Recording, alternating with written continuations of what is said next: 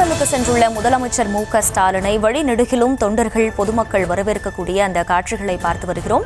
அரசு நலத்திட்ட உதவிகளை வழங்க இருக்கிறார் இன்று முதலமைச்சர் மு.க.ஸ்டாலின். இந்த நிலையில் அவர் அங்கே ரோட் ஷோ செல்லும் நிலையில் வழிநெடுகிலும் திமுக தொண்டர்களும் பொதுமக்களும் அவரை உற்சாகமாக வரவேற்கக்கூடிய அந்த காட்சிகளை நாம் நேரலையில் பார்த்து வருகிறோம். இன்று திண்டுக்கல்லில் கள ஆய்வு மேற்கொண்டு 1595 கோடி ரூபாய் மதிப்பிலான திட்டப்பணிகளை தொடங்கி வைத்து நலத்திட்ட உதவிகளை வழங்க இருக்கிறார் முதலமைச்சர் மு.க.ஸ்டாலின். இந்த நிலையில் திண்டுக்கல்லுக்கு சென்றுள்ள முதல்வரை வழிநெடுகிலும் திமுக தொண்டர்களும் மக்களும் வரவேற்கக்கூடிய அந்த காட்சிகளை நாம் நேரலையில் பார்த்து வருகிறோம். கூடுதல் விவரங்களை செய்தியாளர் பிரேம்குமார் வழங்க கேட்கலாம். பிரேம்குமார், வணக்கம். முழு விவரம்.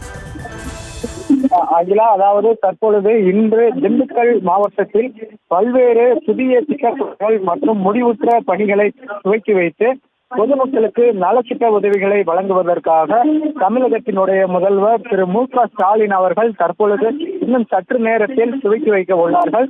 அந்த வகையில் திண்டுக்கல் மாவட்ட ஆட்சியர் அலுவலக வளாகத்தில் காலை தற்பொழுது நடைபெறக்கூடிய நிகழ்ச்சியில் சுமார் ரூபாய் 1595 கோடி ரூபாய் மதிப்பீட்டில் புதிதாக துவங்கப்பட்டுள்ள பல்வேறு பணிகளுக்கு அடிக்கல் நாட்டியும், அதே போல் திண்டுக்கல் மாவட்டம் ஆத்தூர் தொகுதியில் புதிதாக கட்டப்பட்டுள்ள அரசு கலை மற்றும் அறிவியல் கல்லூரி, அதே போல் வக்கம்பட்டி பகுதியில் புதிதாக கட்டப்பட்டுள்ள கூட்டுறவு கலை கல்லூரி ஆகியவற்றை துவக்கி வைக்க உள்ளார்.